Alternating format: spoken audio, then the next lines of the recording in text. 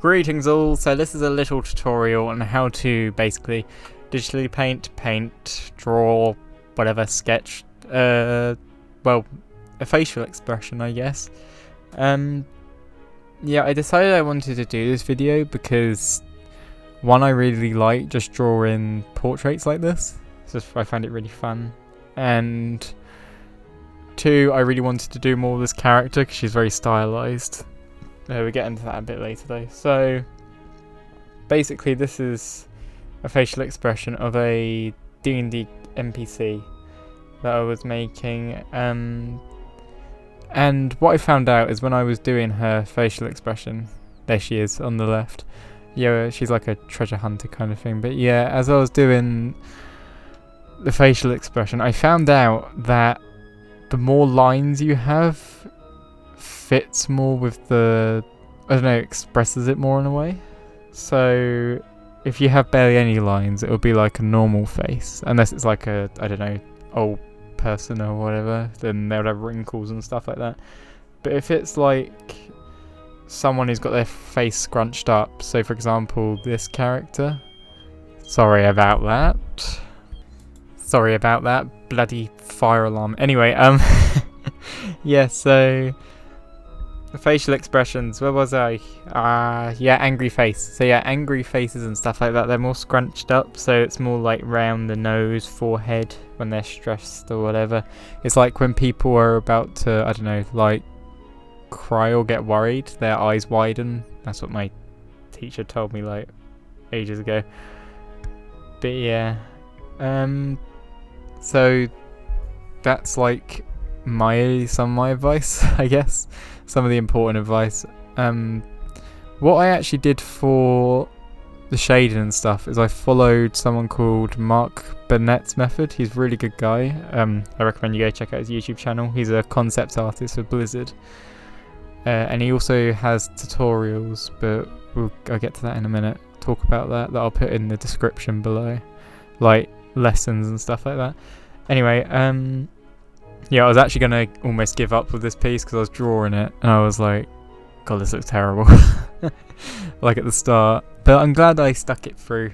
I reckon a lot more people should do that when you're doing art, because I see, like, I do it a lot as well. I see people when they do a painting or whatever and then they don't like it, they just stop. And they're like, well, that looks crap, whatever, I'm just going to give up. But you shouldn't do that because you need to see what your character's going to look like in the end, in my opinion. Yeah. So this character she's a adventurer / treasure hunter, that sort of thing. That's why in the picture on the left before, she had like a backpack and she had a giant book in it and stuff like that. She's a bit of a historian as well, kind of like a medieval Dr. Aphra, if you know who Dr. Aphra is from Star Wars, the comics, Darth Vader comics.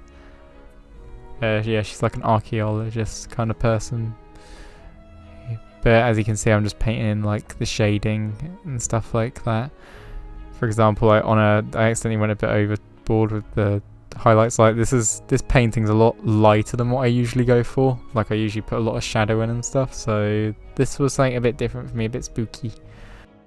I also wanted her to be pretty stylized, so I thought, well, I looked at a bunch of Overwatch pictures because that's pretty stylized, and I was like, pretty much all of them have really big hair. Well, the women anyway, so I gave her huge hair. And I think it works. I kind of took the inspiration from Widowmaker's hair, but I just made it like 10 times bigger. Because who doesn't like really big fluffy hair, I guess. I also like how like sharp it is in some bits, like with the fringe and stuff. That was really fun to draw. But also in the original picture, it's also really pink, so that also makes it more stylized. Almost done. I'm just waiting. I'm watching the timeline at the bottom, waiting for it to get to the next bit. So yep, there it is. That's the finished piece. I hope you like it. Now, what this is. This is basically what I used. So to get the facial expressions, I used this site. It's called Cube Brush, like what I mentioned about Marc Brunet's brushes. Basically, yeah, in this one it is just full of all those reference images that you can use, and I really recommend them for like just doing faces really quickly, like what I did here. But also Marc Brunet's thing is on here, and basically whenever you purchase something from here through my links, you're supporting me a little bit, so thank you if you do. But yeah, that's that, and also don't forget to subscribe and all that. Okay, bye.